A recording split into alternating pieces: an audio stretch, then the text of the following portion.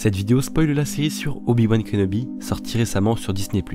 Nous avons d'ailleurs fait une vidéo critique sur cette dernière, donc n'hésitez pas à y jeter un petit coup d'œil. Ça y est, la série la plus attendue de 2022 niveau Star Wars s'est achevée. Avec elle, son lot de surprises et de questionnements vis-à-vis de certaines scènes. Aujourd'hui, on va aborder ensemble les raisons expliquant le fait qu'Obi-Wan ait laissé de nouveau Vador après leur affrontement final, en allant plus loin que le simple fait que ce soit pour qu'ils se retrouvent bien des années plus tard dans l'Étoile Noire.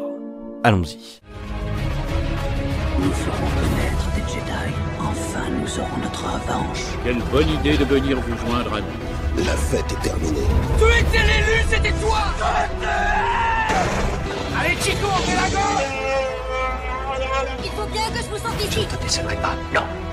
N'essaie pas. Fais-le. Ou ne le fais pas. Et il n'y a pas de... C'est un piège. Dis à ta sœur que tu avais raison. Quelle bonne idée de venir vous joindre à nous. Avant toute chose, j'aimerais avoir votre avis. Qu'est-ce que vous avez pensé de ce duel globalement? À titre personnel, j'ai trouvé les chorégraphies assez limpides. Certains cadrages laissaient à désirer cependant, on avait un peu de mal à suivre sur certaines scènes. Et enfin, dernier problème à mes yeux, la musique. Je trouve ça dommage qu'avec les moyens d'aujourd'hui, nous ne soyons plus capables de rendre un combat au sabre laser aussi épique que celui qu'on avait sur Mustafar, et avec un thème musical marquant. Bien que certains passages soient vraiment beaux et jouissifs à voir. Je pense notamment au moment où Vador enterre carrément Kenobi et le moment où l'ancien maître Jedi envoie une rafale de roches sur le site. Ça montrait bien la puissance du personnage et le fait qu'il ait bel et bien retrouvé ses pouvoirs. Même s'il a encore joue la corde, on passe d'un Obi-Wan qui a du mal à élever avec la force une enfant, à un Kenobi qui soulève plusieurs roches assez conséquentes en quelques épisodes. Un peu rapide comme évolution, mais soit. Et enfin, pour clôturer mon avis sur ce combat, je pense que le lieu n'est pas assez mémorable. Un peu trop banal, et c'est dommage encore une fois. Ne serait-ce qu'un hangar de vaisseau, comme le laissaient supposer les premières images de ce duel. Ça aurait été sans doute un choix un peu plus judicieux. Encore une fois, n'hésitez pas à me dire ce que vous en avez pensé de ce duel. Quoi qu'il en soit, j'ai vraiment apprécié ce combat. Il reste intense, et comme je l'ai dit plus tôt, la chorégraphie est vraiment plaisante à voir. Et puis c'est surtout que ce combat a une importance majeure. Mais là où je voulais surtout attirer votre attention, c'est sur la fin de ce combat. Kenobi use de la vitesse de force et prend de vitesse Dark Vador, en lui assénant un coup au niveau de son masque, lui brisant par la même occasion la partie gauche, laissant visible son œil et une partie de sa bouche. On reviendra là-dessus juste après, vous en faites pas. Remarque très pertinente que j'ai vue sur Twitter, mais ici on voit qu'Obi-Wan lui brise la partie gauche de son casque.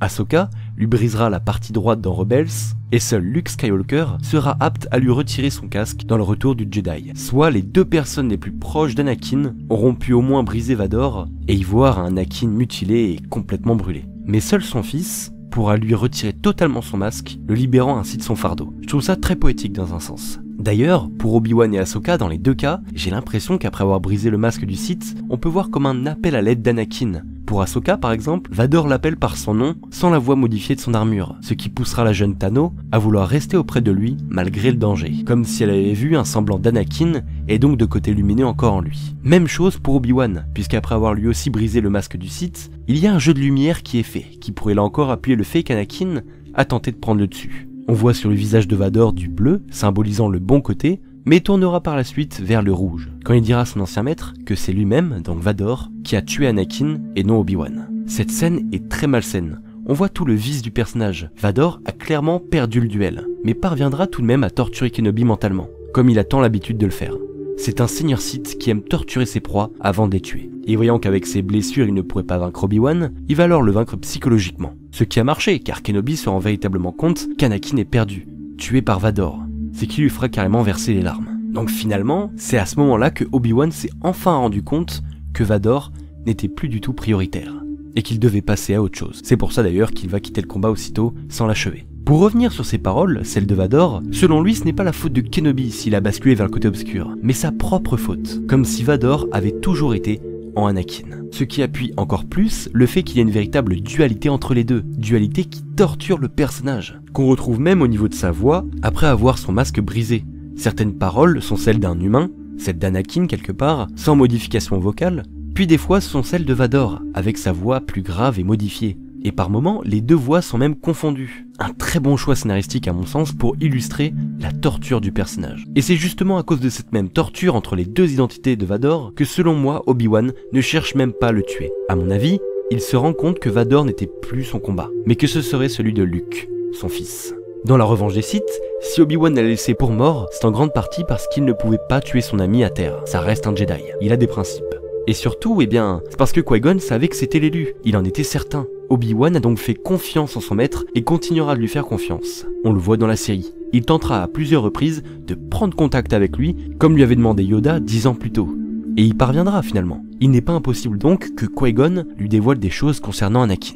Kenobi avait confiance en le jugement de Jin et préfère le laisser entre les mains de la Force pour choisir de son destin. C'est pas à lui de mettre fin à ses jours. Et le visage détruit de son ancien apprenti a dû le lui rappeler, malgré la malice dont a fait preuve Vador, qui ira jusqu'à sourire à son visage quand il verra son ancien maître pleurer la mort d'Anakin.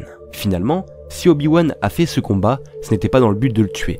Vador lui demande même dès le début du combat s'il est là pour le terrasser, ce à quoi il lui répond « Je ferai ce que je dois faire ». Au-delà du simple fait que ce soit les mêmes mots que ceux qu'il avait employés sur Mustafar, ça veut encore une fois tout et rien dire, aussi bien qu'il souhaite le tuer, que le briser, ou même le ramener du bon côté de la Force. Ce combat avait pour but, à mon opinion, d'expliquer pourquoi dans l'Étoile Noire, Obi-Wan n'a aucune réaction face à Vador, et le reconnaît aussitôt. Alors bien sûr, certains diront que c'était incohérent face au discours de Vador, vous savez le « j'étais l'apprenti et maintenant je suis le maître ». Mais je trouve qu'ils s'en sont plutôt bien tirés, car déjà il laisse de nouveau Dark Vador sur une défaite, ce qui explique la rancœur qu'il a dans Un Nouvel Espoir, et surtout, il y a un parallèle très intéressant qui a été fait, et que vous avez d'ailleurs sans doute remarqué, si vous avez vu l'épisode en VO, mais Obi-Wan lui dit « Goodbye Darth » à la toute fin du combat, dans la série. Puis il le lui rappellera 10 ans plus tard, dans leur duel dans l'Étoile Noire.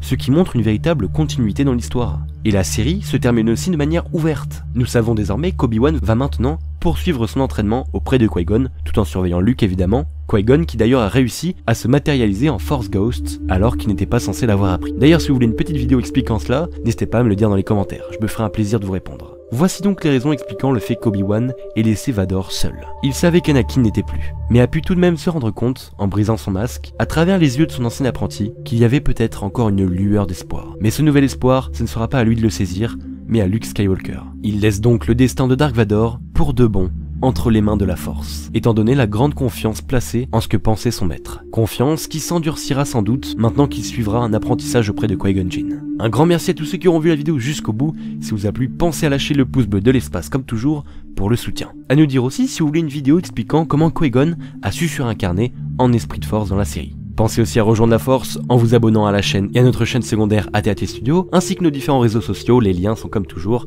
dans la description. Sur ce, je vous dis à très vite, c'était Antoine de l'AT&T, prenez soin de vous et que la Force soit avec vous. Toujours.